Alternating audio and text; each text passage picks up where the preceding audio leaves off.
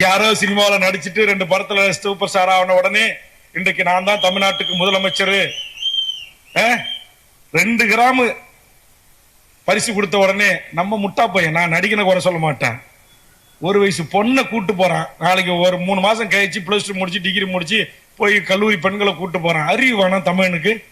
அவன் பெத்து வளர்த்து ஒரு ஆளாக்கிய பெண்ணு, நாளைக்கு மாற்றான் மனைவியாக வாழ வேண்டிய ஒரு பெண்ணு, அப்பா இறகல ஆத்தா இறகல ஆயிரக்கணக்கான ஊடக பத்திரிகை இறகல ஒரு சினிமா கூத்தாடி பையனை கட்டி பிடிச்சி லிப்ஸ்கிப் கொடுக்கறத அனுமதிக்கிற. இது கூட்டி கொடுக்குற தொழில் செய்யலாம்ல?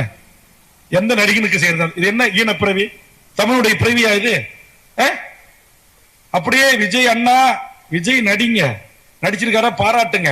1 மணி நேரம் 40 நிமிடம் என்னுடைய உரையை முழுவதுமா கேட்காத சில அறகுறை வேக்காடுகள் எங்கள் தளபதியை பற்றி பேசிவிட்டாய், நீங்கள் உடனடியாக மன்னிப்பு கேட்க வேண்டும் என்று கூக்குரலிடுவது, அறிக்கையிடுவதெல்லாம் இங்கு வேண்டாம். அதுல நான் பேசாத செய்தியை விஜய் எங்கேயாவது இளம்பெண்களை கட்டிப்பிடிச்சு முத்தமிட்டாருன்னு நான் சொல்லியிருக்கேனா? இல்ல அவர் பரிசு கொடுக்க வந்த இடத்துல அப்படி நடந்துகிட்டாருன்னு சொல்லியிருக்கேனா? அப்படி சொல்லவே இல்லை.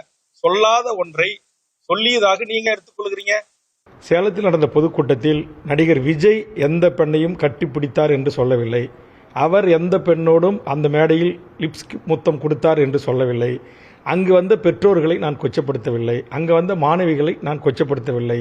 நான் பேசிய கருத்து என்பது திருச்சியை சேர்ந்த, மதுரையை சேர்ந்த, சென்னையை சேர்ந்த சில டிக்டாக் பிரமுகர்கள் தன் குடும்பத்தோடு கணவரோடு அவர்கள் கட்டிப்பிடிப்பது, முத்தமிடுவது, மார்பை காட்டுவது, தொப்புளை காட்டுவது, தொடையை காட்டுவது என்று நேரடியாக லைவாக அதையெல்லாம் ஒளிபரப்புகிறார்கள்.